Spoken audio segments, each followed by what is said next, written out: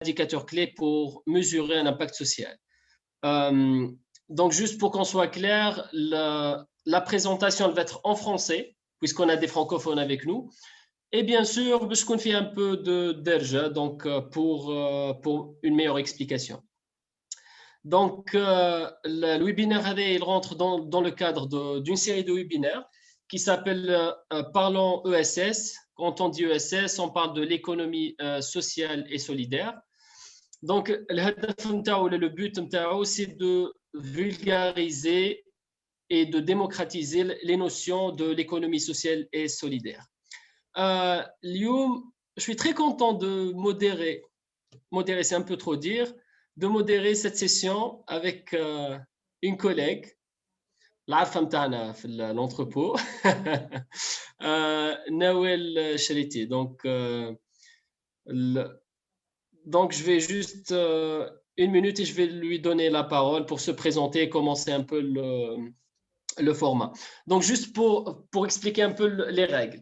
Donc, on a 40 minutes, 40-45 minutes, une présentation des différentes notions qui concernent les indicateurs clés pour mesurer un impact social. Et après, on va ouvrir le débat où tous les participants ils pourront euh, intervenir soit par micro, vous posez vos questions par micro, ou bien par le chat, vous pouvez écrire les questions TACOM.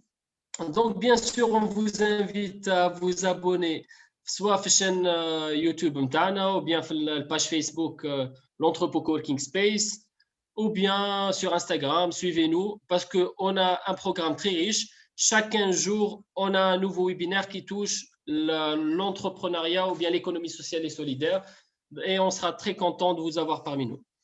Donc, Nawel, ilayk al-kalima. À vous la parole. Merci Fouad. Donc, bonsoir à toutes et à tous. Kima Qal Fouad, comme il vient de le présenter, je pense que c'est un 6e ou 7e webinaire dans le cadre de la thématique clé de notre trimestre en cours, Parlons OSS. Le webinaire d'aujourd'hui, il est autour des indicateurs clés pour mesurer un impact social.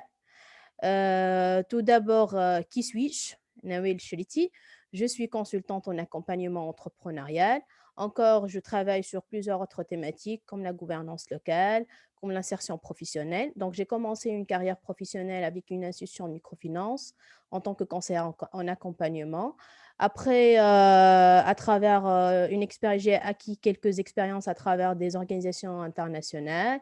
Et puis, l'indépendance totale. Donc, je me suis lancée dans le consulting. J'ai participé à plusieurs projets de développement, quel que soit au nord-ouest, quel que soit au sud, au centre, presque dans les 24 gouvernorats de la Tunisie. Ça fait presque 2 ans que Fouad et moi, nous avons fondé l'Entrepôt Coworking Space, qui est un coworking space avec les services classiques, bien évidemment, la mise à disposition de bureaux, la mise à disposition de salles de formation, de réunion. Et aussi, au-delà de ça, donc, il a une solution qu'il veut offrir aux jeunes entrepreneurs, ou plus ou moins, il a une identité qu'il veut la valider dans tout l'écosystème entrepreneurial, qui est la spécificité de l'entrepreneuriat social et solidaire, ou bien évidemment plus vague et plus vaste, c'est l'économie sociale et solidaire. Donc, aujourd'hui, nous allons voir des notions clés. Aussi, on va voir tout le processus pour mesurer un impact social. On ne va pas parler spécialement d'indicateurs en amont et au cours de l'implémentation de projets de développement, mais plutôt on va parler d'un impact qui va essayer d'atteindre un projet ou une solution voilà, une solution pour répondre à une problématique sociale. Donc, je vais alterner entre français et arabe ou bien évidemment dialecte tunisien. Donc, voilà. Donc, la question, donc les problèmes techniques des webinaires. Donc, La question qui se pose au jour d'aujourd'hui et peut-être quelques entrepreneurs sociaux, qui se sont positionnés dans l'économie sociale et solidaire, c'est pourquoi je vais mesurer un impact et pourquoi je vais chercher à mesurer mon impact social. Certains entrepreneurs, d'après des études de recherche, ils ont indiqué des réponses à plusieurs questions. Entre autres, j'ai choisi ces questions-là qui sont soit, on souhaite prendre du recul par rapport à la stratégie qui a été déjà développée par rapport à l'organisation sociale. Soit aussi, on souhaite mieux connaître nos bénéficiaires et les besoins de ces bénéficiaires-là. Soit, on veut comparer la pertinence des différents produits, services qu'on présente et les actions pour pouvoir plus ou moins arbitrer dans notre organisation. Ou bien, on veut challenger par rapport à des résultats, par rapport à une pertinence d'action. Et là, je vais prendre un exemple dans une organisation là où j'ai travaillé. On travaillait sur une thématique assez pointue qui est l'éducation financière, التثقيف المالي, au profit des jeunes, quels que soient entrepreneurs ou bien étudiants. Et donc, la question des bailleurs de fonds était pourquoi l'éducation financière spécifiquement? Et à chaque fois, à l'écriture des projets, on était dans l'obligation de l'inclure sous le volet entrepreneuriat et non pas changement de comportement en termes de sensibilisation ou d'inclusion financière. Et donc, l'organisation a pris le choix et la décision de partir dans une étude d'impact, là où elle a essayé de tracer tous les résultats pertinents et toutes les actions de changement de comportement ou de changement de situation par rapport à ces jeunes-là, par rapport aux bénéficiaires et aussi par rapport aux parties prenantes de cette organisation-là. Donc là, c'était un choix assez clair pour arriver à une finalité assez bien pointue pour pouvoir, au-delà de cette étude d'impact, pour pouvoir convaincre les bailleurs de fonds pour avoir bien évidemment des fonds sur l'éducation financière. Donc là, c'était un exemple pour comprendre plus ou moins pourquoi on veut aller plus loin qu'une évaluation simple au cours du projet et on veut faire une étude d'impact après même la clôture d'un projet. Donc, l'utilité de l'évaluation, pour répondre aux questions qui étaient affichées, pour une organisation sociale, l'évaluation, elle est très importante et c'est un enjeu majeur par rapport à l'organisme s'il décide bien d'en aller plus loin. Donc, principalement, elle permet de guider toute une stratégie. Elle permet de piloter des activités et peut-être de tester toute une logique d'amélioration continue. Elle permet aussi de communiquer avec des résultats avec plus ou moins quelque chose de concret et non pas que on va se limiter à des hypothèses, on va se limiter à une évaluation ponctuelle dans le temps, mais on essaye d'aller au-delà du projet, après la clôture d'un projet, pour voir quel effet il a eu ce projet et ses actions et ses activités sur telle population. L'évaluation d'impact, elle instaure aussi, une nouvelle forme de dialogue. Bien évidemment, si on parle de dialogue, on va parler de partenaires, de parties prenantes ou aussi de bénéficiaires. Parce que comme aussi on cherche à essayer d'évoquer le sujet avec des bailleurs de fonds, aussi, on va essayer de dialoguer avec des partenaires dans le projet, que ce soit des associations locales, soit d'autres bailleurs de fonds, soit des médias, soit la cible en elle-même qui fait partie de ce projet-là. Aussi, donc le quatrième point et qui est très important, c'est pour valoriser tout le travail qui a été fait, c'est pour valoriser l'équipe de projet en elle-même et l'aspect de changement qui a été fait sur le terrain par cet organisme-là. Donc là, à peu près, si j'essaye de résumer ce que j'ai dit par rapport à l'utilité de cette évaluation, on parle d'une estimation d'une valeur sociale de la structure en elle-même. معناها نجي أنا اليوم نقول راهو عندي un projet qui a travaillé à travers des activités, qui a fait des outputs, qui a fait des résultats, mais c'est pas mesurable. On ne sait pas encore est-ce qu'il y a de l'impact ou pas. Par contre, après une étude d'impact, on a notre argument, je dirais plus ou moins, on a notre certificat que la valeur sociale de la structure, elle est là, elle est présente. Donc la notion d'impact social, elle a été adoptée presque pour les dernières années, vu qu'on est dans un nouveau écosystème d'économie sociale et solidaire. Et je dirais bien, c'est pas nouveau l'économie sociale et solidaire, c'est pas nouveau, c'est pas aujourd'hui qu'elle a vu le jour, mais par contre, c'est aujourd'hui qu'elle a été plus ou moins اتحطت على الطاولة نوعًا ما. Donc on parle souvent de l'ESS de nos jours. Donc donc, si on va essayer de définir, et bien évidemment, il y a plusieurs lectures, et il y a plusieurs articles, et il y a plusieurs écoles qui définissent l'impact social. Donc, par rapport à ma définition, elle est de la source Conseil supérieur de l'économie sociale et solidaire en France. Donc, comment ils ont défini l'impact social?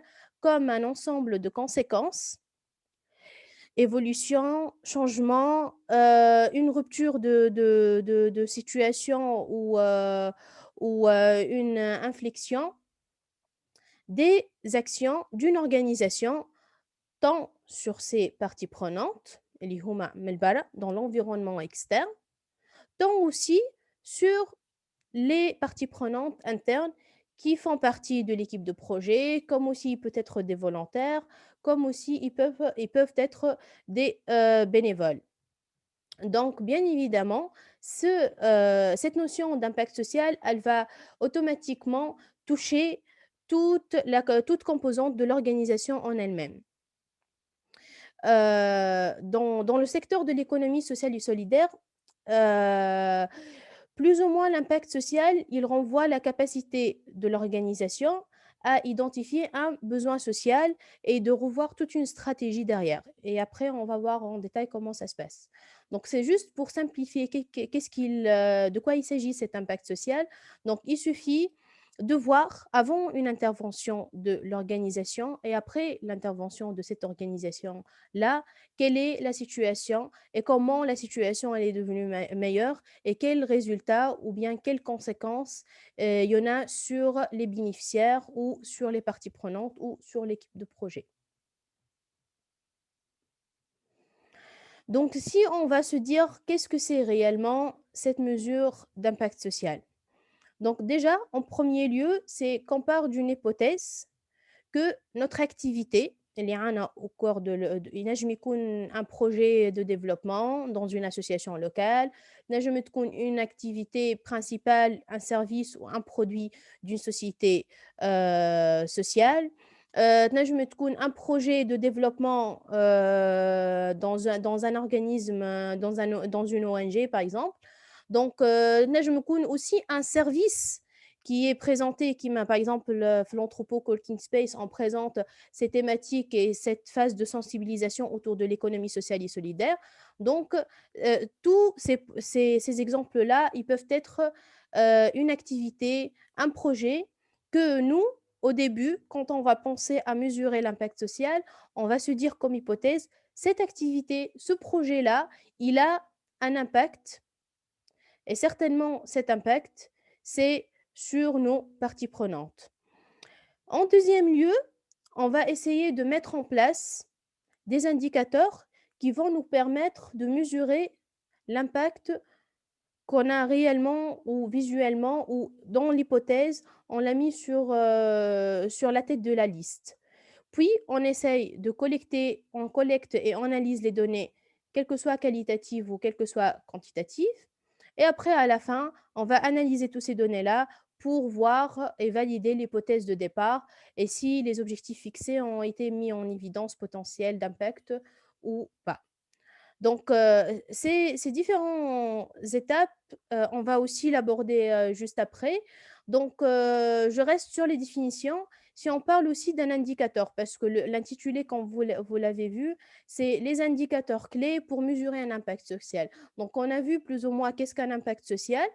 On a vu donc si l'organisation elle a un projet, si elle a une activité sociale, comment on peut aller loin d'une simple évaluation après la clôture du projet. Donc là, on veut savoir un indicateur, on l'entend toujours dans tout ce qui est monitoring et evaluation.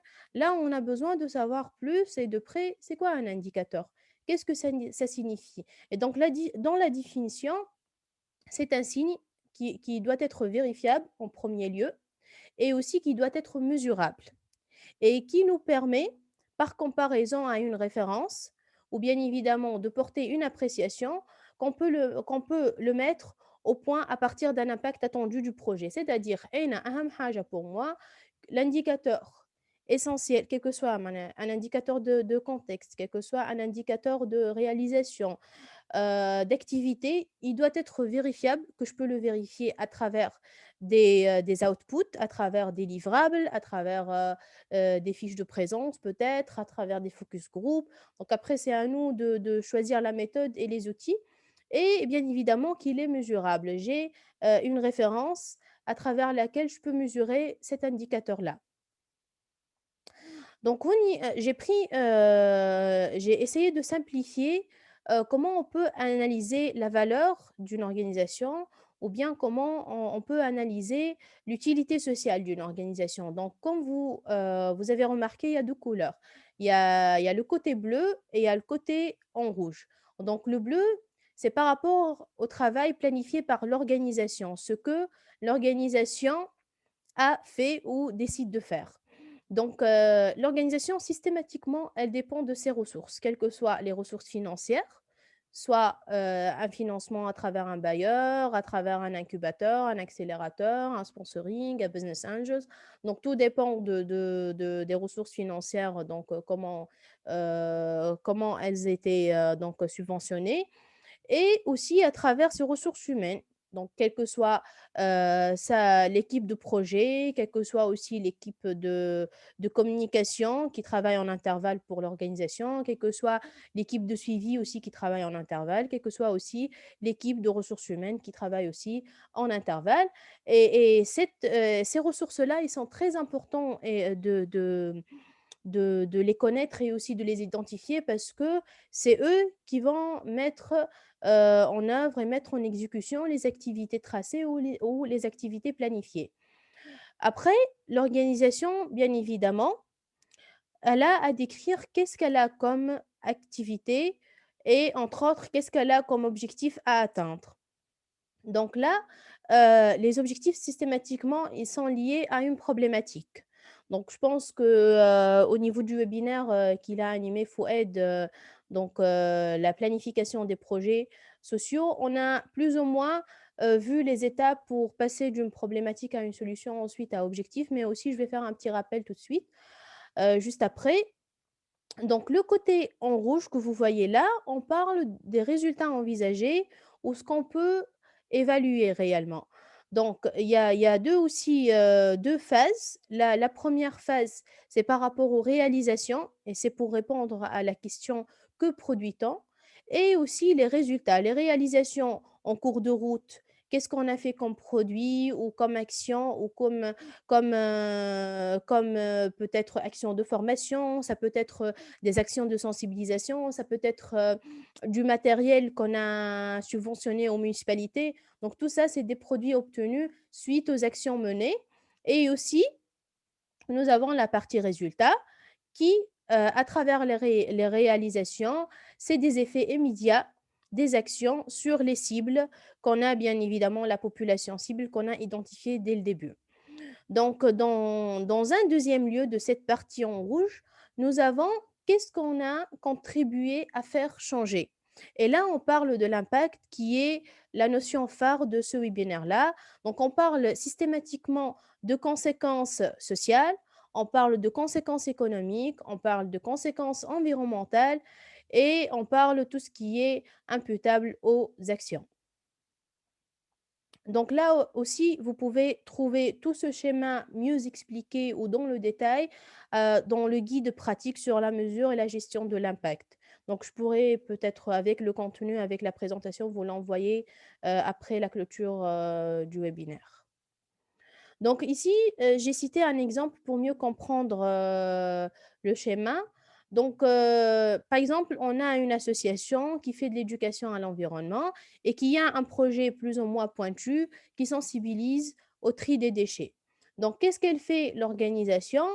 En termes de ressources financières, elle a un fonds de 50 000 dinars mobilisé et elle a 3 personnes qui travaillent sur le projet, un assistant de projet, un chef de projet et un agent de projet, par exemple.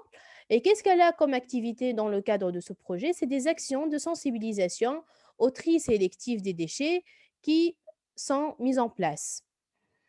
Pour la partie, tout ce qui est évaluation, qu'est-ce qu'on peut voir donc? On a les réalisations, c'est 80 participants.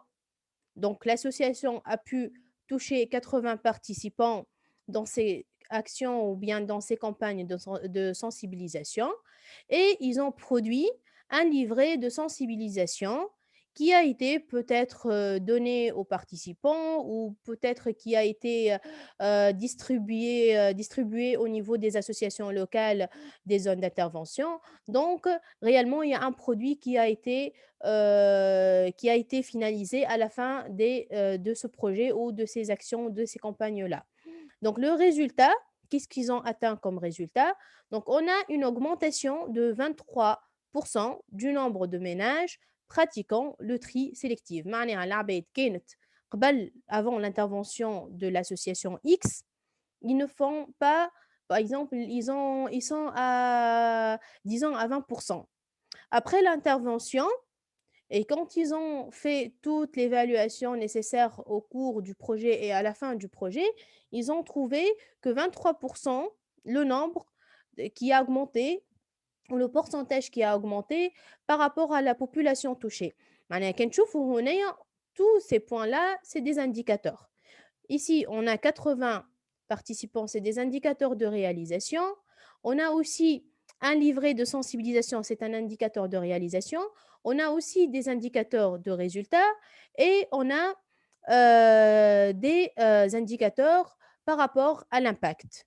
Donc, ces indicateurs qui sont par rapport à l'impact et qui est lié automatiquement à l'objectif général du projet, c'est augmentation du tonnage des déchets triés de 11% grâce au plan de sensibilisation, c'est-à-dire après la clôture du projet, disons par exemple après 6 mois ou après un an de l'implémentation du projet, l'association souhaite, à travers l'étude d'impact, avoir comme résultat une augmentation de tout ce qui est tonnage des déchets triés avec un pourcentage qui reste, c'est un indicateur quantitatif, 11%.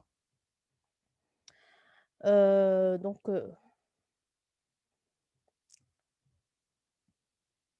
juste un instant, je m'excuse.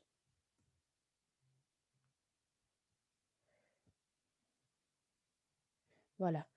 Donc, نشوفوا إذا كان معناها نشوفوا الحكاية هكايا نقولوا c'est assez facile, c'est simple, on peut le lendemain indiquer des indicateurs et on peut faire l'évaluation, on peut faire une étude d'impact. Or que non, parce qu'il y a aussi des enjeux par rapport à l'évaluation d'impact. Comme par exemple, j'ai pris les 4 enjeux qui sont très importants et que dans différentes lectures, je les ai trouvés comme une évidence. Donc la première chose, le premier enjeu, c'est la pertinence. Donc on ne peut pas, partir, sur, une évaluation d'impact ou, sur une évaluation de tout ce qui est conséquences de projet ou d'action. سامحوني juste avant نسكروا الميكرو. Merci. Donc ici, il faut avoir, des objectifs de la structure qui répondent aux besoins d'un territoire ou d'une population donnée. Et comme on l'a déjà abordé dans d'autres webinaires, la population clé, elle est très importante. Donc notre cible, on ne peut pas en passer parce qu'elle reste le premier, je dirais, le premier point de vérification, quel que soit par rapport à une évaluation à mi-parcours ou à une évaluation finale ou bien à une évaluation d'impact. Donc, il faut bien se demander l'aspect pertinence par rapport à notre cible initiale. Est-ce que les objectifs de l'action que je veux mener, par exemple, c'est des actions de sensibilisation, est-ce que les objectifs par rapport aux actions de sensibilisation, ils sont bien adaptés aux besoins de la population ou pas? C'est-à-dire, je vais prendre un exemple. Par exemple, je veux faire un tri sélectif dans par exemple, zone rurale. Or que, réellement, cette zone rurale, elle a des difficultés en termes de tout ce qui est gestion de déchets. Elle a des difficultés, par exemple, en termes de relations municipales et relations communes. Donc, plus ou moins, c'est pas très adapté par rapport à cette population-là. Et du coup, on doit soit revoir la méthode, soit revoir l'objectif, soit revoir le contexte général par rapport à cette population-là. Le deuxième point, c'est l'efficacité. Donc, هوني on ne va pas pouvoir aller droit au but si on n'a pas des ratios validés, résultats objectifs. C'est-à-dire, ce que je veux avoir comme résultat, il doit sortir de mes objectifs spécifiques et de mon objectif général que j'ai indiqué dès le début. L'efficience. Donc, je dois aussi savoir que, par exemple, ما نجمش أنا نخدم un projet hem, je dirais 100 000 dinars avec, un seul coordinateur de projet ou un chef de projet. Donc, systématiquement, je sais que je vais avoir besoin, d'une équipe de terrain. Je vais avoir besoin, par exemple, de consultants pour, gérer, les actions. Je vais avoir aussi, d'un finance assistant ou officer pour, gérer tout ce qui a rapport financier et tout ce qui a avancement par rapport au budget. Donc il faut aussi savoir comment avancer pour, atteindre, le résultat final que nous avons tracé dès le début. Et bien évidemment, le dernier enjeu, c'est l'impact. Donc, est-ce qu'il y a réellement, une différence, significative par rapport à l'existant? Est-ce que ce projet-là, il a créé un changement ou pas? Est-ce que ce projet-là ou cette activité-là, elle a fait, des conséquences sur la cible et sur le territoire et le contexte, identifié ou pas? Donc, tous ces 4 points, ils sont assez importants pour pouvoir avancer sur une évaluation d'impact. Donc, il faut les identifier pour pouvoir avancer. Donc, bien évidemment, il y a plusieurs méthodes pour faire une évaluation.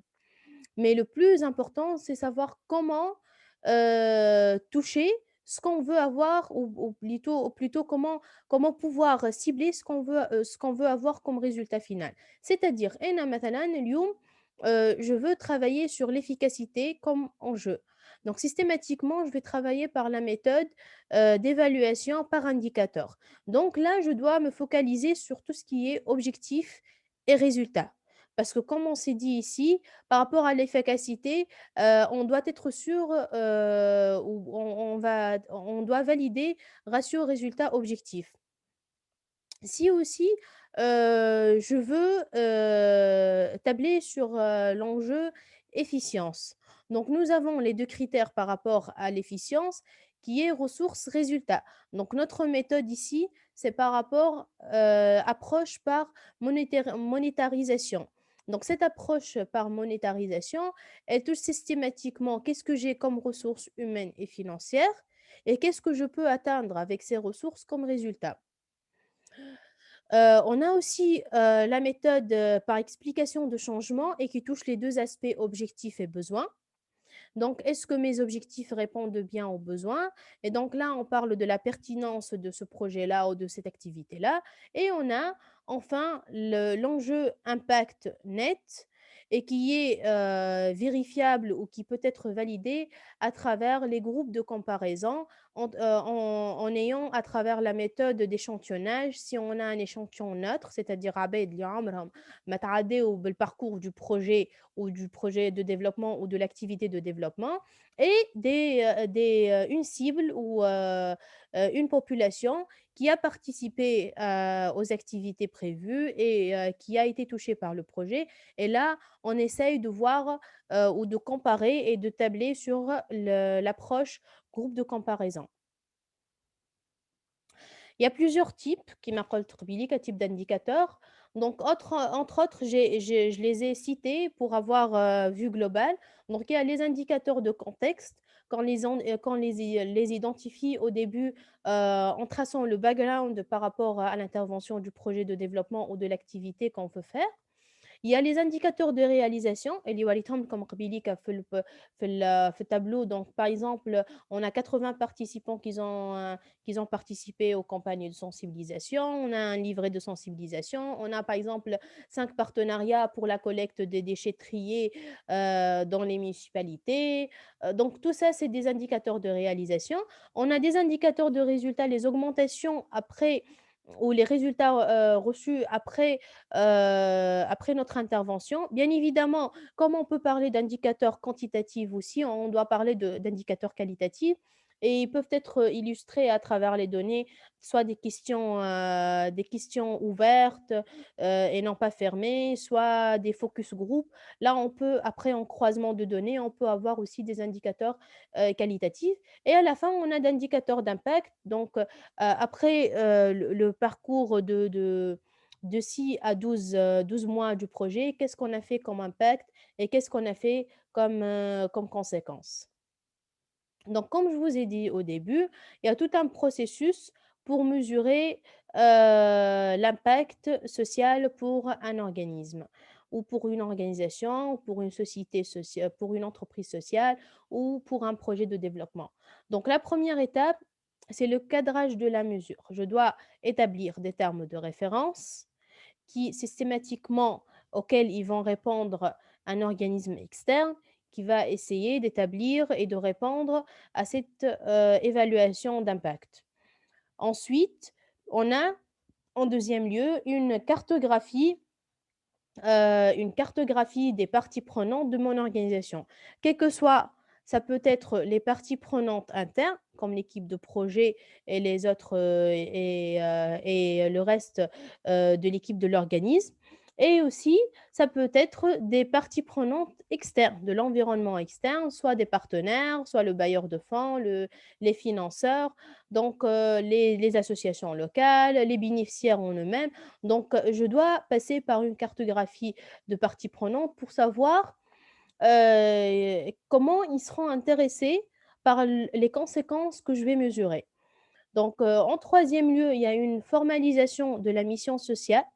Et là, on va partir d'une problématique, donc je vais revenir là-dessus après. En quatrième lieu, il y a la cartographie des impacts sociaux. Qu'est-ce que je veux chercher comme impact social et qu'est-ce que je ne peux pas chercher, soit suite à un budget assez faible, soit suite à un intérêt non recherché, soit à un impact peut-être qui est très affaibli, que je l'élimine de ma liste d'impacts sociaux. 5e point, c'est la définition des indicateurs. Donc هوني bien sûr إذا كان نحكيو pour tout ce processus, ça n'élimine pas qu'on doit au début tracer au début, c'est-à-dire من الأول بالكل dès que je commence à établir une solution sociale ou bien un projet de développement, je dois établir en amont des indicateurs que je veux atteindre et au cours du projet, des indicateurs aussi que je veux toucher et à la fin du projet, à la clôture du projet, les indicateurs de clôture. Et là, ce qu'on veut dire à travers le point 5, c'est les indicateurs d'impact. On ne parle pas ni d'indicateurs de contexte qui sont en amont, ni les indicateurs de réalisation qui sont en cours, ni les indicateurs d'évaluation ou de résultats qui sont à la clôture du projet. Là, on parle du quatrième type d'indicateurs qui sont les indicateurs d'impact.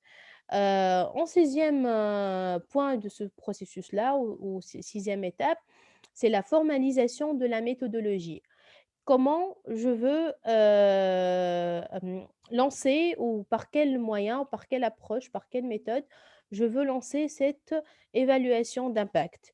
Est-ce que je vais jouer sur l'enjeu pertinence ou efficience ou bien efficacité ou bien impact? Et comme vous avez vu dans l'autre schéma, donc chaque enjeu, il a ses propres moyens de validation et il a ses spécificités.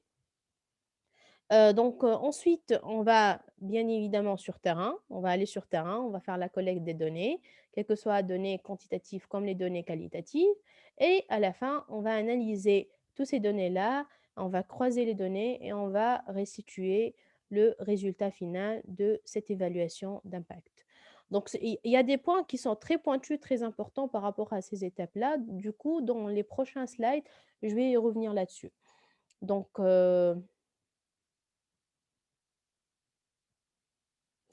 donc, je reviens sur l'étape de cadrage de la mesure, qui est très important parce que sans terme de référence, on peut aller partout et on peut s'éparpiller et après, l'évaluation, elle peut prendre, elle peut plutôt aboutir à des faux résultats. Donc il y a 3 critères importants par rapport au cadrage de la mesure. Le premier, c'est la pertinence. Donc mes objectifs, ils doivent être assez précisés et qui doivent être en ligne ou, sur le alignés avec le contexte de mon organisme ou bien de mon activité. C'est-à-dire, une association, qui travaille sur l'environnement, elle va pas travailler le lendemain sur, sur l'aspect, d'inclusion financière. Donc il y a des objectifs, il y a une vision, il y a une mission, il y a un contexte de l'organisation, sur lequel on doit s'aligner dans le cadrage de la mesure et d'ailleurs dans les termes de référence, toujours on trouve le 1er point ou le premier paragraphe qui est le background ou bien qui est le contexte général de l'évaluation. Heu donc, il est très nécessaire d'identifier la finalité de l'évaluation, c'est-à-dire pourquoi on fait cette évaluation-là, elle est pour qui cette évaluation-là et où on veut arriver à travers les résultats de cette évaluation-là et surtout, préciser, pourquoi on veut faire cette évaluation-là. Parce que là, ça va souligner systématiquement la méthodologie et ça va souligner, les besoins ou bien les attentes par rapport aux parties prenantes. Donc, le deuxième critère, c'est la transparence. Donc oui, c'est très important de préciser et d'annoncer avec toute transparence et clairement aux parties prenantes ou bien, les lecteurs, du rapport de résultats, la nature en premier lieu, le champ et l'objet du processus de la mesure et de l'évaluation. علاش؟ على خاطر كيما قُلنا dès le début, l'utilité de l'évaluation de l'impact, c'est aussi créer un dialogue de transparence et du coup, c'est très, très important de souligner ces points-là et ces 3 aspects-là pour être sûr qu'on touche l'aspect réel de l'évaluation d'impact. Le troisième point, c'est la faisabilité. Donc il faut à tout prix s'assurer qu'on n'est pas limité en termes de, ressources financières ou bien en termes de temps ou bien de ressources humaines. معناها أنا إذا كان اليوم نقرر de faire une évaluation d'impact pour mon organisation, pour un projet spécifique ou une activité spécifique, je dois être sûr que j'ai déjà tout le budget nécessaire. على خاطر avant de commencer peut-être je dois, m'informer, comment je peux aborder cette évaluation et comment? C'est-à-dire à travers, je parle bien des moyens. Est-ce que, par exemple, je vais l'inclure dans des lignes budgétaires, de d'autres projets? Ou je vais peut-être l'inclure dans des lignes budgétaires du projet en cours? Ou bien je vais dans des prochains, projets l'inclure comme budget principal, afin d'avoir le financement nécessaire. Aussi, dans le temps, il faut être assez précis, mais aussi il ne faut pas être limité parce qu'il s'agit de plusieurs parties prenantes, à évaluer avec eux tout le processus, tracé et du coup, c'est un peu délicat si on va essayer d'aller vite, vite, vite, vite et peut-être on perd, en cours de route quelques aspects qui sont très importants à évaluer et aussi, il faut s'assurer techniquement, est-ce qu'on est vraiment, capable de faire cette mesure d'impact? Est-ce que c'est vraiment possible de faire, la mesure d'impact? Et aussi, est-ce que c'est possible, de commencer, par exemple, si on va faire des interviews directes, est-ce que c'est possible de les faire aussi, ou pas? Si on est dans une petite, localité, assez spécifique dans ces conditions, par exemple, là où, si un homme, il va se présenter pour une femme pour faire un interview, ça va être mal jugé ou bien ça va être, interpellé comme, comme un ça va être mal vu, donc de préférence de choisir, une enquêtrice au lieu d'un enquêteur. Et là, ça va faciliter l'accès aux personnes concernées et ça va faciliter, par exemple, l'accès à l'information. Donc le deuxième point que j'ai jugé qui est très important et qui doit être, mis sous la loupe et qui a été déjà abordé avec, mon collègue Fouad, dans un ancien webinaire. Donc c'est la formalisation de la mission sociale, par rapport à l'organisme ou à la société. Donc, vous voyez 2 schémas. Donc on commence, par la problématique sociale. Donc on doit bien formuler la mission sociale à travers la problématique en premier lieu. Donc, on va se dire quel problème on essaye de résoudre à travers cette activité ou à travers cette solution ou à travers ce projet de développement. Et on va essayer à travers plusieurs techniques de souligner ou d'identifier les causes et aussi d'identifier les conséquences. Ensuite, on va partir sur une traduction de problème à une mission et on va essayer d'en déduire l'enjeu et ensuite les activités clés. Bien sûr, هوني les termes يتبدلوا. تنجم تكون au lieu de la mission sociale, ça peut être l'objectif social, ça peut être l'objectif général. Après, pour les enjeux, ça peut être le résultat, ça peut être les objectifs spécifiques. Et pour les activités, après activité, action slash action clé. Donc, ce qu'on doit réellement retenir de ces étapes-là, c'est, je vais reformuler tout le process. Donc, on a en premier lieu le cadrage de la mesure d'impact. On doit bien définir les objectifs de la mesure d'impact. Elle est pourquoi, pour qui, quoi et comment. On doit faire la cartographie des parties prenantes existant dans l'organisme ou bien dans le projet.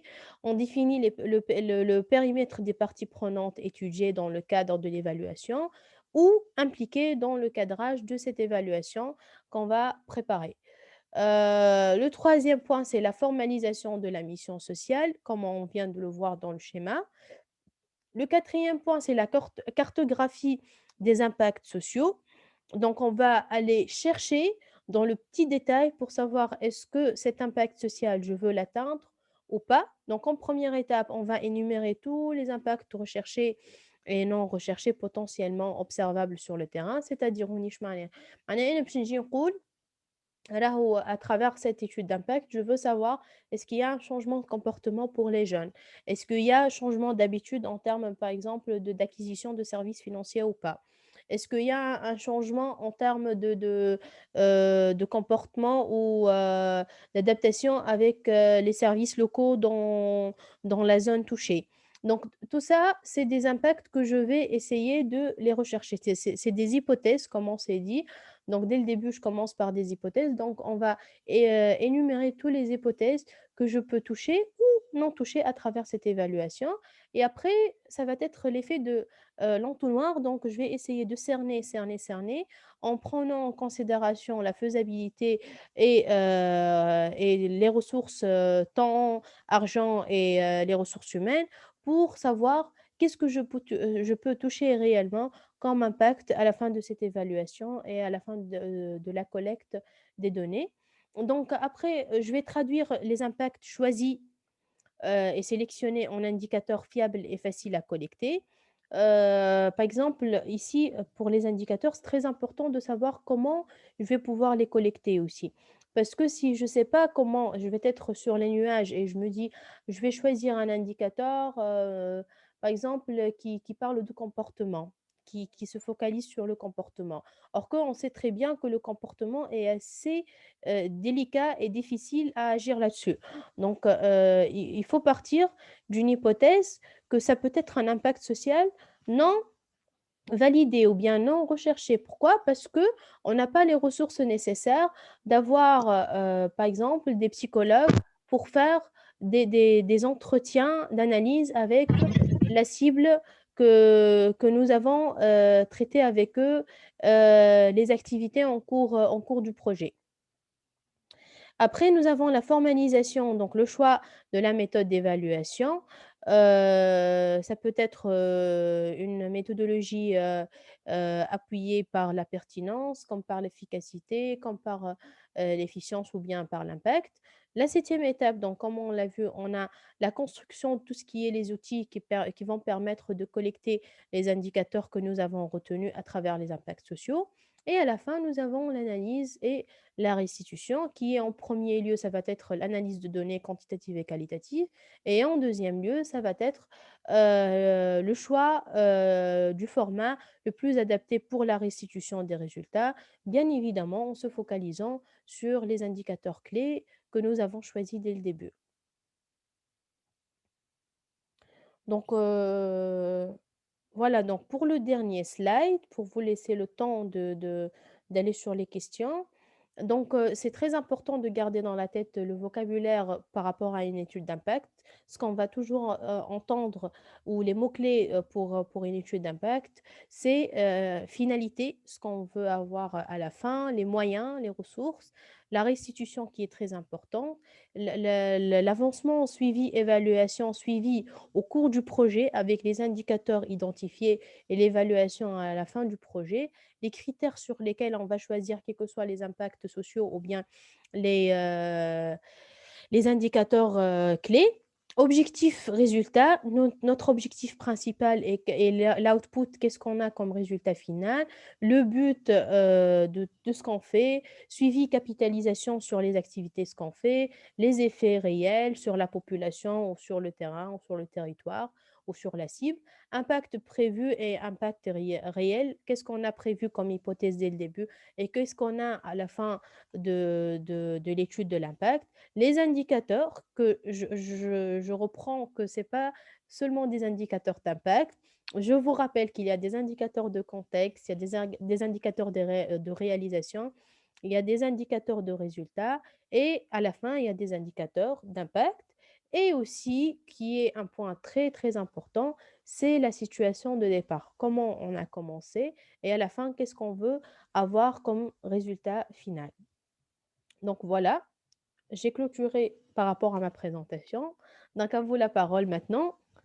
J'attends vos questions. Et Atik Saha Nawel, merci énormément pour cette présentation. ونقول comme indicateur d'intérêt des participants ou bien de bonne présentation de votre part, c'est qu'on a toujours 32 participants qui قعدوا معنا jusqu'à la fin. Donc ça, c'est un bon indicateur. Donc, voilà, يعطيكم الصحة ناس الكل. Donc, on ouvre le débat. Donc, vous avez la possibilité entre deux choses. Soit vous posez la question écrite, ou je la pose à Nawel, ou bien vous levez la main et je vous donne la parole. Donc, très rapidement, on commence avec Samuel Yoma, qui a demandé la parole en plein milieu de la présentation. Vous avez la parole, Monsieur Samuel. Okay, merci pour la présentation. Je suis Samuel, je suis étudiant en expert de développement local en France. Merci quand même pour la présentation. J'ai quelques questions. Ma première question, c'est quel est le cahier de charge d'une évaluation d'impact et qui l'établit? Est-ce l'expert ou le commanditaire, c'est-à-dire ou l'ONG, si l'ONG n'a pas de compétences en l'évaluation? La deuxième question, c'est quel doit être le rapport entre l'évaluateur et son commanditaire pour éviter d'être influencé ou bien pour permettre à ce que les recommandations qu'il aura fait à la fin soient mises en pratique. Ma troisième question, c'est est-ce que les outils d'analyse d'une politique publique sont les mêmes pour l'étude d'impact? Sinon, quelles sont les particularités? Merci. D'accord, merci Samuel. Donc, par rapport à la première question, euh, c'est euh, c'est pour le terme en général pour les organisations ou bien pour les organismes sociaux, on dit pas vraiment cahier de charge, par contre, on l'intitule terme de référence. Donc là, si par exemple l'organisation je dirais, je vais prendre un exemple, si c'est une organisation ONG qui a d'autres bureaux à l'international, par exemple, et qu'ils ont tout un département de tout ce qui est monitoring et evaluation, et là, qu'ils ont les compétences nécessaires pour faire une étude d'impact, donc ils peuvent le faire. Si ils n'ont pas ces compétences-là, c'est une petite association locale, c'est une petite société sociale qui n'a pas d'autre entité externe qui peut l'appuyer. Donc, dans ce cas, ils peuvent préparer des termes de référence pour une boîte du consulting qui peuvent travailler sur une évaluation externe à la fin du projet, comme pour une étude d'impact après la clôture de plusieurs activités et pour évaluer l'impact de ces activités-là. Donc, il s'agit de termes de référence, quel que soit, ça peut être établi en interne, mais pas dans l'organisme en lui-même, mais aussi ça peut être élaboré par un organisme externe, un collaborateur externe, qui doit être bien sûr contractualisé à travers des termes de référence. Donc, c'est par rapport à la première question. Donc, la deuxième question, c'est la relation entre l'évaluateur et le contractant, c'est ça? Si j'ai bien retenu la question? Oui, c'est ça. Merci quand D'accord. même pour la réponse à la première question. D'accord, je vous en prie. Donc la relation certainement, c'est comme par rapport à un collaborateur externe ou bien un collaborateur interne. Donc déjà, il s'agit d'un département pourquoi je vous ai dit qu'il faut bien être un département spécifique aux évaluations d'impact ou bien spécifique à l'évaluation des projets parce qu'il ne doit pas être de l'équipe de projet, déjà en premier lieu. Ça, c'est très important. Donc, l'évaluation, elle doit être externalisée pour être sûr, pour éviter les conflits d'intérêts et pour ne pas effacer les résultats. Et le deuxième point, c'est une relation collaborateur externe-interne avec un de l'équipe de projet. Donc, c'est une relation كيفاش نقولوا معناها c'est une relation bien évidemment c'est dans l'objectif principal qui est avancé pour atteindre l'objectif initial sur laquelle il a été contracté. Et sinon pour la troisième question, je m'excuse, je l'ai pas noté la troisième. Fouad, est-ce que tu as noté la question ou bien Samuel, si tu peux. Et il va la reposer. Oui, je demandais si les outils d'analyse d'une politique publique en général sont les mêmes pour une évaluation d'impact social. Merci. Wow. Sincèrement, j'ai pas la réponse à l'instant, Samuel, mais je peux chercher et je pourrais vous envoyer la réponse après par mail. Mais à l'instant, donc j'ai pas une réponse adéquate. D'accord, donc là, sinon, il y a une question. Donc, est-ce qu'il y a une différence entre une évaluation interne et une évaluation externe? Si oui, lesquelles? Donc ici, on parle bien d'évaluation de résultats ou évaluation d'activité. Donc l'évaluation, demain, on évite d'avoir des évaluations internes, surtout de l'équipe de projet. Pourquoi?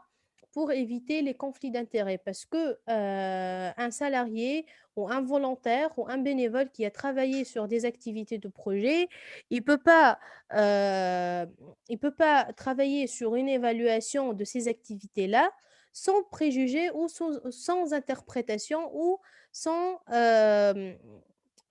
كيفاش نقولوا معناها sans mener l'interprétation personnelle نتاعو suite à son implication dans ce projet-là. Donc systématiquement, bien évidemment, il y a une différence. Donc كيما نعملوا نحن dans les sociétés classiques, كيما on a un audit interne et un audit externe. On sait très bien qu'il y a toute une différence entre un audit interne et entre un audit externe. Donc là, c'est la même question, c'est le même enjeu. Donc il faut faire attention que ce soit pas déjà fait par l'équipe de projet en elle-même, même si c'est en interne, elle doit être établie par un département spécifique aux évaluations des projets et des activités. Et si c'est un externe, bien évidemment, ça va être lié à des termes de référence, à un contexte bien spécifique, à des objectifs bien spécifiques. Donc encore, donc Madame Jemila, existe-t-il une différence entre un indicateur et un KPI? Donc, si vous pourriez nous éclairer là-dessus. D'accord. Donc déjà, indicateur et KPI, c'est la même chose. Sauf juste حاجة بالفرنسي وحاجة بالانجلي. Indicateur clé, juste la différenciation اللي موجودة هما c'est des indicateurs وقتاش يتعاملوا les indicateurs هذوما. C'est quand est-ce qu'on essaye, on va essayer de les valider ou de les vérifier. عنا, je reprends donc les types d'indicateurs. عنا les premiers, c'est des indicateurs de contexte qu'on essaye de les valider lorsqu'on prépare tout le contexte et le background du projet, de l'installation, implémentation de l'activité. On a les indicateurs de réalisation qui sont validés au cours de l'implémentation des activités, qui va maintenant nombre de participants, qui va maintenant le pré- et post-test pour une formation ou pour une campagne ou pour une sensibilisation. Donc, c'est lors de la réalisation des activités. Et on a aussi des indicateurs de résultats qu'on a à la fin de chaque résultat identifié dès le début dans notre cadre logique du projet. Et à la fin, on a le quatrième type ou le quatrième famille d'indicateurs, c'est les indicateurs d'impact. Nous conseiller à nous une association locale, donc le conseil pour une association locale pour faire une évaluation de projet qu'on a déjà fait, sachant qu'on n'a pas les moyens de payer une évaluation externe. Donc, le conseil, réellement, le conseil déjà de collecter ce que vous avez fait.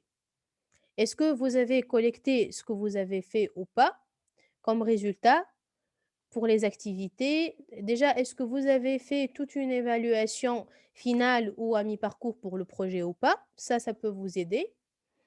Après, ça va pas être réellement une évaluation d'impact, mais c'est juste une évaluation de résultat. Est-ce qu'on a fait un résultat avec X population ou on ne l'a pas fait? Ça va être plus ou moins limité.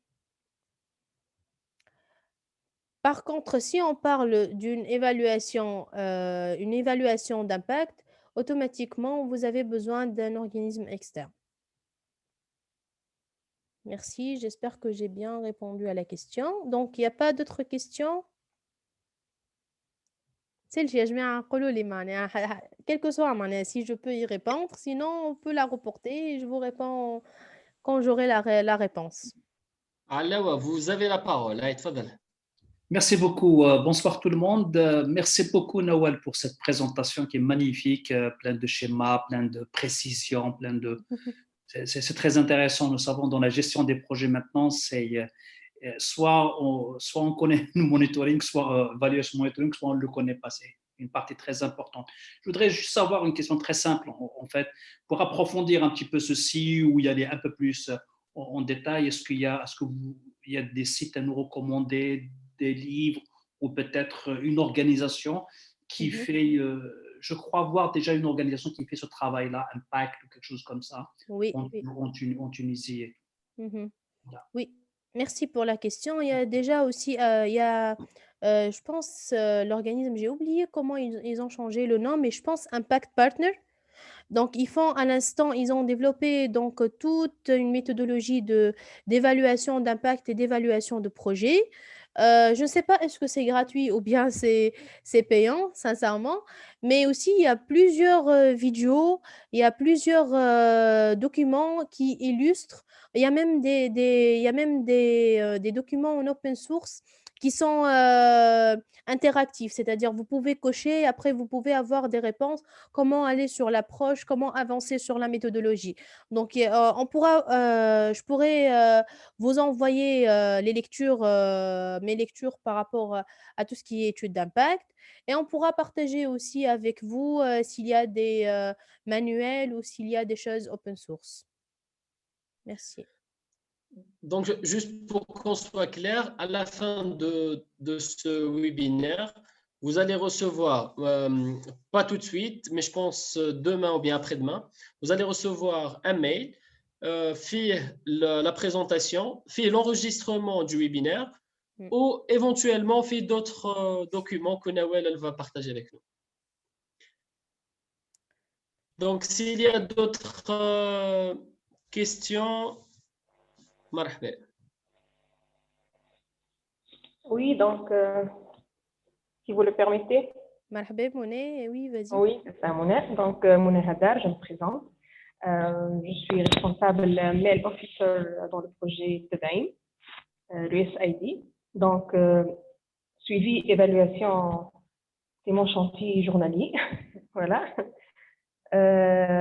Aussi, je suis présidente de l'association CO3, AFAC, Concept et compétences pour la cohésion sociale. Notre mission, c'est de renforcer la capacité des associations pour un travail institutionnel et un impact sociétal pérenne. Donc, on est dedans, dans l'impact social, dans la pérennité de l'impact. Nous avons élaboré quelques concepts de projets dans lesquels on implique nos adhérents, qui sont eux-mêmes des activistes de société civile, dans une approche, un learning by doing. Donc, on a un projet là pour la rédaction de projets, entre autres l'élaboration d'un plan de suivi-évaluation, presque 2 ou 3 rencontres par semaine sur la notion d'indicateurs qu'on essaie de vulgariser pour des associations. C'est très important, même pour le rôle de watchdog de la société civile. Donc, on a besoin d'un suivi et d'un monitoring sur la base d'indicateurs. Donc, pour les participants, je confirme toutes les notions que Nawel Mashkoura qui a tout présenté. C'est très profond et c'est la mission de la société civile. On doit renforcer notre compétence dans ce savoir. C'est vrai que la culture de suivi et évaluation en Tunisie, elle est un peu, c'est pas encore dans les normes quand même. On est un peu en retard par rapport à ça.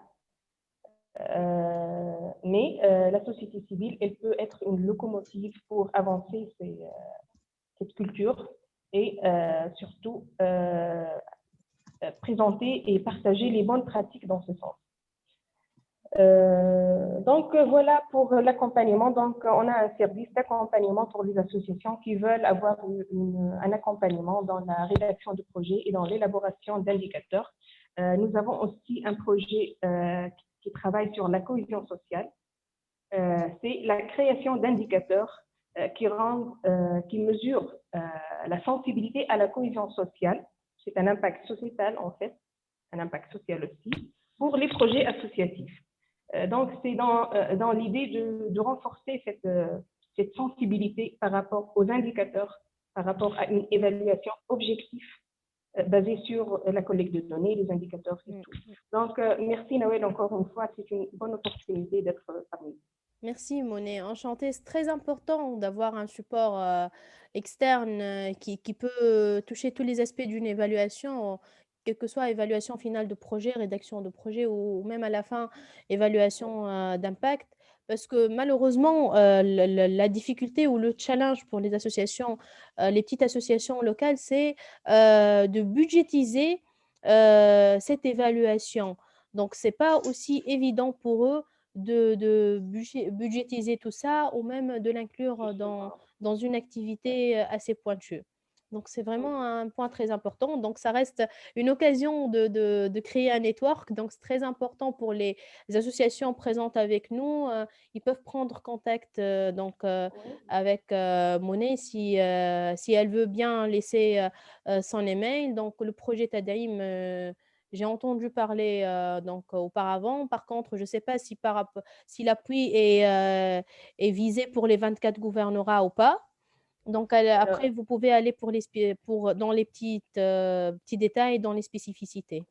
d'accord, Donc, juste un point très important. Donc, Mouna, ce qu'on vous propose, c'est de nous envoyer un mail d'accord. où vous expliquez un peu le service que vous donnez, les régions, Oui, etc.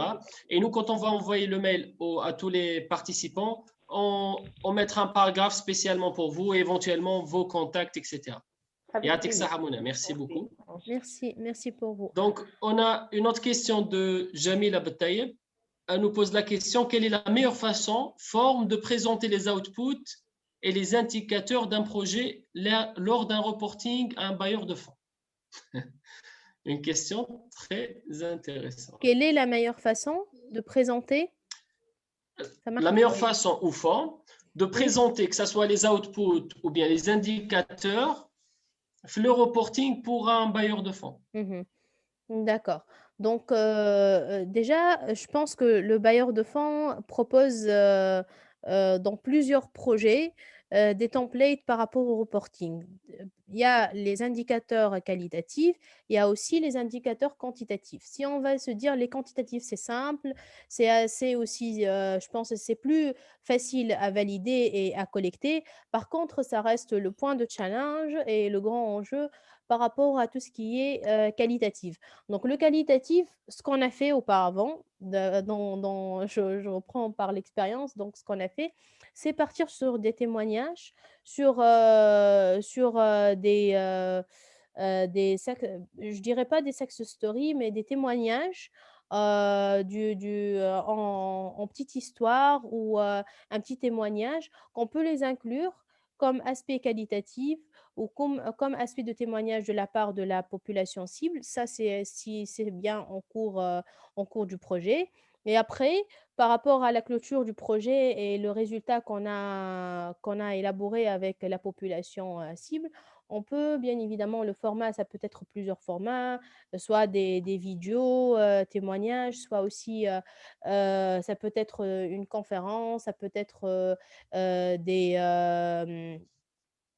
comment dirais-je, ça peut être aussi des capsules vidéo avec la population.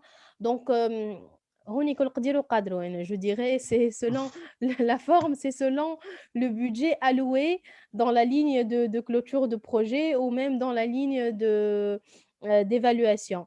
Donc, voilà, je pense que j'ai répondu à la question. D'accord. Avec une autre Ça- question oui, je et viens une d'avoir. autre personne qui veut prendre la parole. Donc, D'accord. juste, Juste, je dois donc, je vois la réponse par rapport à Crash, c'est bien ça? Donc, un exactement. évaluateur externe, sur quelles données se reposera-t-il pour faire une évaluation de projet? Aussi, la même question pour un évaluateur interne. Sur quelles données se reposera-t-il pour faire une évaluation de projet? Euh, Donc ici, on parle déjà, comme on a dit tout à l'heure, on parle plusieurs données qui doivent être identifiées. Et entre autres, toutes ces données-là et tout ce contexte-là, il va être bien expliqué avec ses objectifs, avec le besoin, avec les résultats finaux dans des termes de référence.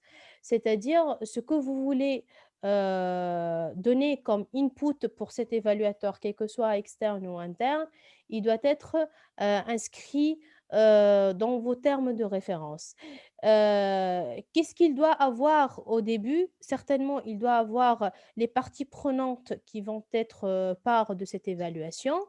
Il a besoin d'une base de données de votre population cible, des bénéficiaires de votre projet et de vos activités. Et bien évidemment, il aura besoin des localités d'intervention ou des zones d'intervention sur lesquelles vous avez travaillé. Donc ça, c'est très important pour pouvoir lancer déjà l'évaluation. Et après, ce que vous allez, comment vous allez vous limiter et comment vous allez cerner, c'est à vous d'en juger dans les termes de référence. Comme on a dit tout à l'heure, c'est à vous de choisir, par exemple, l'impact social que vous voulez toucher ou les résultats déjà identifiés dans votre cadre logique comme résultat 1, 2, 3. Et donc, c'est à vous de décider comment vous allez les valider, comment vous allez les valider à travers quelles données et comment vous allez cerner avec l'évaluateur pour ces informations-là. Merci Noël. On va donner la parole à Badreddin D'accord. qui a demandé la parole depuis pas mal de temps. إليك الكلمة بدر. Juste active ton micro, tu peux poser la question. Oui, السلام عليكم. تسمعوا فيا مليح؟ Plus ou moins. الو لا، الو أنا نسمع فيك. Tu peux poser la question بدر.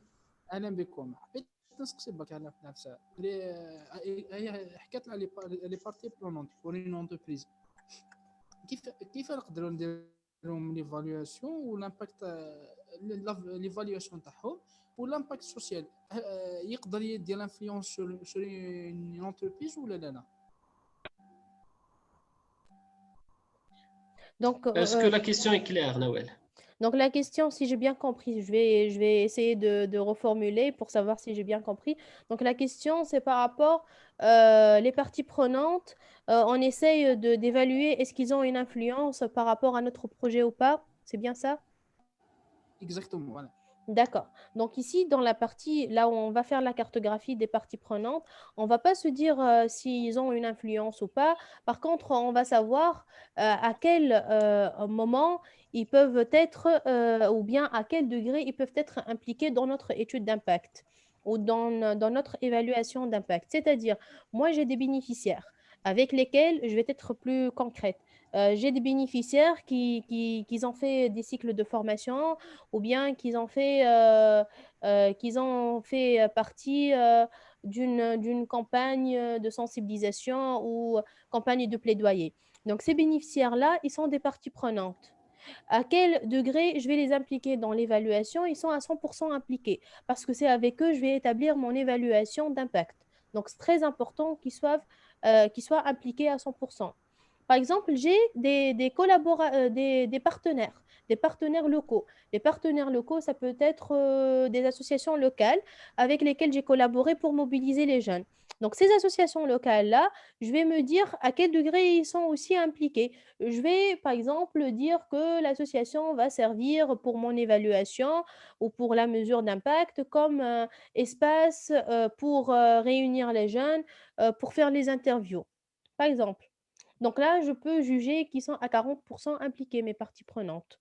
Donc, il s'agit de les identifier déjà, énumérer qui sont mes parties prenantes dans ce projet-là, entre bénéficiaires, entre équipes de projet, entre partenaires, aussi bailleurs de fonds. Si par exemple, je veux à travers cette évaluation faire des capsules vidéo, là où les bailleurs de fonds et les bénéficiaires ils vont témoigner du résultat final et de l'impact final. Donc, ils seront impliqués systématiquement. Donc, tout dépend de la méthodologie, tout dépend de l'approche que je vais entamer pour cette évaluation d'impact. Voilà. Yatik Saha Noël. Une dernière question à Yari Mohamed. عسلامة الناس الكل، يعطيكم الصحة.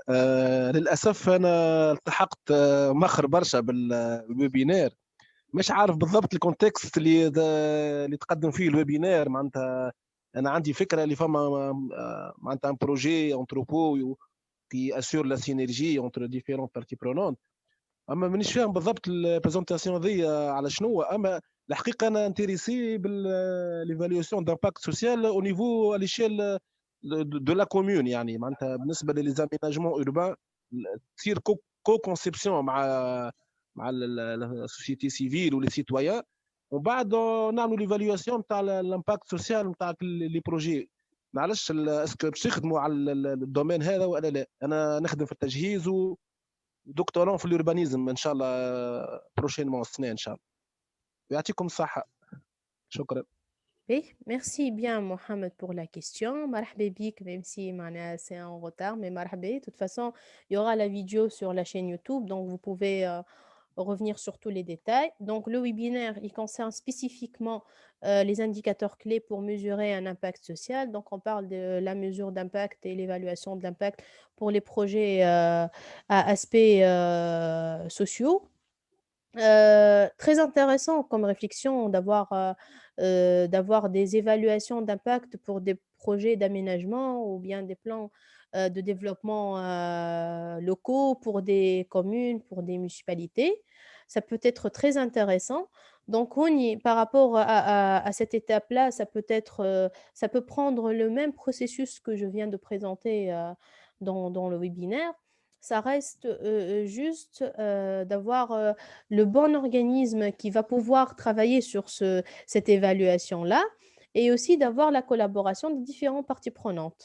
Sinon, je pense que certainement, soit ça peut être évoquer la thématique à travers l'Anthropo Coworking Space, ou bien ça peut être aussi évoqué à travers la boîte de Fouad, qui est Maghreb Gouvernance, qui travaille beaucoup sur la gouvernance locale et qui anime aussi des webinaires dans ce sens. Voilà, marhaba bikoum. Merci pour la pub, Noël. Il n'y a pas de souci. D'accord. Est-ce qu'il reste donc d'autres questions? On a encore 10 minutes. Il faut en profiter, à mon avis. Donc Mohamed, samahni Fouad. Donc Mohamed, nous allons envoyer un mail de là où il y aura la présentation, il y aura le lien pour la chaîne YouTube et il y aura quelques documents complémentaires pour élaborer une évaluation d'impact. Donc vous allez recevoir le lien pour la chaîne YouTube dans le mail de remerciement. D'accord. Je pense s'il n'y a pas de questions, on pourra clôturer. Juste avant la clôture, Fouad, j'aimerais bien que j'arrête le partage et si on fait une photo de groupe, pour ceux qui peuvent ouvrir le caméra, ça sera avec plaisir. Pour ceux qui ne peuvent pas, il n'y a pas de souci. On peut juste... C'est une demande express de notre community manager qu'on salue, Hakuna. Donc... Allez, un peu de courage, Ejma, un peu de courage. Mais c'est excellent d'avoir le visage des participants. Au moins, ça élimine un peu la solitude de parler juste face à un écran.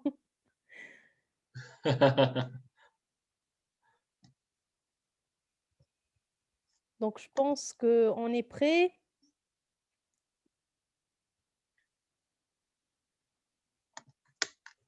Juste un instant. Peut-être il y aura d'autres courageux. Hein.